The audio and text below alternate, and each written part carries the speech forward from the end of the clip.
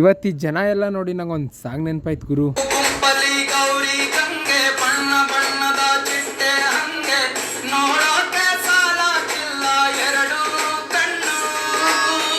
ನಮಸ್ಕಾರ ದೇವ್ರು. ಇವತ್ತು ಬೆಳಗ್ಗೆ ಎದ್ದು ನಾನು ದೇವದಾಸ್ ಥರ ಕಾಣಿಸ್ತಾ ಇದ್ದೀನಿ ಅಂತ ಕಟಿಂಗ್ ಮಾಡ್ಸಕ್ಕೆ ನನ್ನ ಗಾಡಿ ಎತ್ಕೊಂಡು ಹೋದೆ.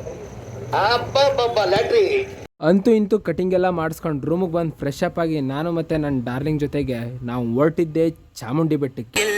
ಸಿಗದ ಬೆಳಕೊಂದು ಕಾಣುವ ಸಡಗರ ಅಂಬೆಗಾಲು ಇಡುತ್ತಿರುವೆ ಮಡಿಲಿನ ಹತ್ತಿರ.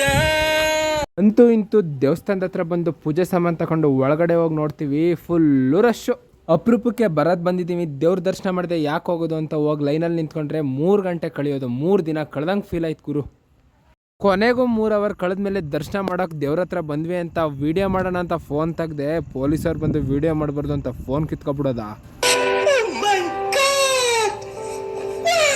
ಆಮೇಲೆ ಕಾಡಿಬೇಡಿ ಡಿಲೀಟ್ ಮಾಡ್ತೀನಿ ಫೋನ್ ಕೊಡಿ ಅಂತ ಇಸ್ಕೊಂಡು ಡಿಲೀಟ್ ಮಾಡಿದೆ, ಮತ್ತೆ ರೀಸೈಕಲ್ ಬಿನ್ನಲ್ಲಿ ರೀಸ್ಟೋರ್ ಮಾಡಿಕೊಂಡೆ.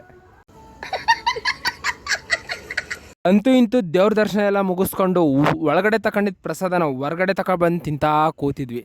ಹೊಟ್ಟೆ ಹಸಿತೈತೆ ಅಂತ ನಮ್ಮ ಮಚ್ಚ ಕಾಯಿನ ಹೆಂಗೆ ಕವ್ರ್ತವನೆ ನೀವೇ ನೋಡಿ. ಹೊಟ್ಟೆ ಹಸಿತೈತೆ ಅಂತ ಹೇಳ್ತವನೆ ಅಂತ ಚಿರ್ಮುರಿ ತಗೊಂಡು ಎಲ್ಲ ಚಿರ್ಮುರಿ ತಿನ್ಕೊಂಡು ಗಾಡಿ ಎತ್ಕೊಂಡು ಸೀದಾ ಏನಾದ್ರು ತಿನ್ನುವ ಅಂತ ಹೋಟ್ಲ್ ಕಡೆ ಹೋದ್ವಿ. ಅಲ್ಲೋಗಿ ಒಬ್ಬನೇ ಬಕಾಸುರ ತಿಂತವನೆ ಅನ್ಕೋಬೇಡಿ, ತಾನಲ್ದೆ ನಮಗೂ ಕೊಡಿಸ್ತಾ. ಅವಾಗ ನಮ್ಗೊಂದು ಸಾಂಗ್ ನೆನಪಾಯ್ತು. ಊಟ ಎಲ್ಲ ಮುಗಿಸ್ಕೊಂಡು ಎದ್ದವ್ರಿಗೆ ಮಳೆ ಬಂದ್ಬಿಡ್ತು ಗುರು.